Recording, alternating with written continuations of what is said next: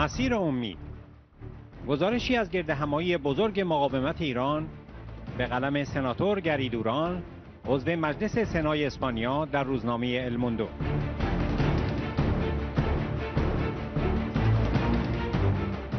سناتور گری دوران در حین گردهمایی مقاومت ایران در ویلپند روز شنبه مشاهدات خود را برای روزنامه الموندو اسپانیا مخابره کرد. در این گزارش آمده است: امسال برای سومین بار من در مراسم سازماندهی شده توسط مقاومت ایران شرکت می‌کنم. مدت 10 سال است در ماه ژوئن هر سال آنها از سراسر اروپا تا ایالات متحده آمریکا و کانادا در پاریس گرد هم می‌آیند تا بر تعهد خود به آزادی و امید به برقراری دموکراسی در ایران تاکید کنند. نخستین بار در 9 مارس در مراسمی به مناسبت بزرگداشت روز زن شرکت کردم.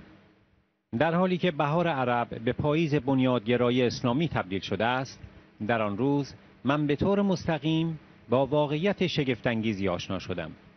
رهبر آنها مریم رجوی، یک زن جذاب با یک قدرت درونی عظیم، 10 ماده مبنای برنامه دولت خود را پشت سر هم اعلام کرد. آنها را یکی پس از دیگری پذیرفتم، مانند همه کسانی که بر آن امضا می‌دهند. بدون شک هر دموکراتی چنین خواهد کرد. این مواد شامل انتخابات آزاد، آزادی مذهب، برابری بین زن و مرد، جدایی دین از دولت، احترام به اقلیت‌ها و یا ملغا کردن برنامه اتمی بود. یک برنامه، یک تعهد و چیزی که میتوان آن را شناخت. موضوعی که هیچ شباهتی به انقلاباتی که باعث سرنگون شدن رژیم‌های این منطقه شده نداشت. انقلاب‌هایی که ما با شور و شوق از آنها استقبال کردیم بدون اینکه هیچ از آن مخالفان و اهدافشان بدانیم. بار دوم برای حمایت از مبرمترین مسئله مقاومت ایران من به پارلمان اروپا رفتم. وضعیت پناهندگان در کمپ لیبرتی که موضوع هزاران نفر از این مخالفان در خاک عراق است.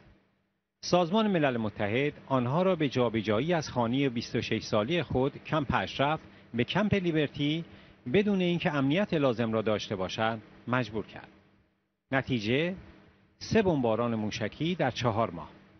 بسیاری کشته و زخمی، بی‌عملی سازمان ملل و همدستی رژیم عراق با رژیم ایران.